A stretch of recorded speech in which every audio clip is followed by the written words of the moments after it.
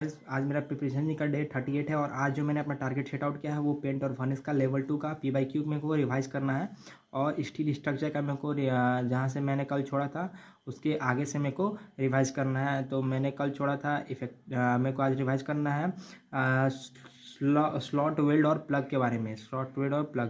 तो चलिए मैं अपना रिवाइज स्टार्ट करता हूँ पेंट और फर्निश से। तो लेवल 2 का पी बाई क्यू करता हूँ। तो मैंने देखा कि क्वेश्चन करते वक्त कि टाइप ऑफ वर्निश से कुछ क्वेश्चन है। तो आपको टाइप ऑफ वर्निश का आपको याद होना चाहिए कौन कौन होता है टाइप ऑफ वर्निश। तो पहला होगा आपका oil वर्निश, spirit वर्निश, turpentine, water, asphalt. उसके बारे में आपको जानना होगा, स्पेसिफिकेशन उसके बारे में जानना होगा।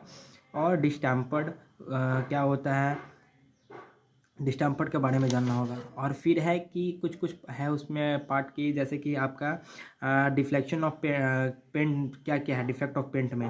तो डिफेक्ट ऑफ पेंट में आपका फ्लैकी हो जाएगा। फ्लैकी में क्या होता है कि डिटैच हो जाता है paint film from the surface. Surface से जो होता है वो पेंट क्या होता है, डिटैच होता है। उसको क्या बोलते हैं हम लोग, फ्लैकी बोलते हैं। ठीक है, आगे है ब्लूम। ब्लूम में क्या होता है कि आइडेंटिफाई होता है as a dull patch. Dull patch means करने का मतलब गड्ढा टाइप का बना होता है फिनिश सरफेस पे, उसको बोलते हैं हम लोग ब्लूम।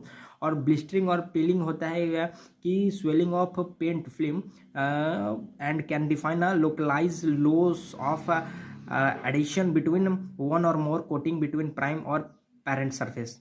कहने का मतलब कि जो दो कोटिंग के बीच में जो उसका डिफरेंस आता है, जो उसमें लोकलाइज लॉस होता है एडिशन के कारण, उसमें उसको बोलते हैं प्लास्टिंग और पीलिंग बोलते हैं। ठीक है, तो स्पेसिफिकेशन एक याद रखना पड़ेगा कि आपको एज पर IS 79 1975 के द्वारा रिक्वायरमेंट कितना है लिंसीड ऑयल का एसिड में।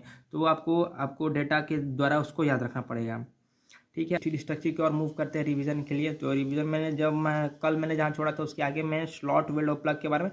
तो स्लॉट वेल्ड और प्लग क्या होता है, तो if overlap length is limited then the slot should provided connection plate so that load carrying capacity will be welded can be increase. कहने का मतलब कि स्लॉट वेल्ड और प्लग के बारे में कह सकते हैं कि जहाँ लैप लेंथ को क्या करता है, लिमिटेड करता है। ठीक है, कि कितना लोड कैरिंग कैपेसिटी होना चाहिए, इंक्रीज करेगा। ठीक है, फिर आगे है इफेक्टिव लेंथ ऑफ वेल्ड। क्या इफेक्टिव लेंथ पड़ेगा मेरा वेल्ड पे, इफेक्टिव लेंथ के बारे में जानना है। फिर मेरे को जानना है उसका क्या बोलते हैं, सेंटरिंग कनेक्शन क्या होता है, आउटर प्लेन सेंटरिंग कनेक्शन क्या होता है। आउटर प्लेन में कह सकते हैं कि जो CG है वेल्डेड कनेक्शन का वो अप्लाइड होता है, कहाँ पे अप्लाइड होता है, जहाँ पे सेम लाइन नहीं होता वहाँ पे अप्लाइड होता है, डिफर लाइन में अप्लाई होता है। ठीक है,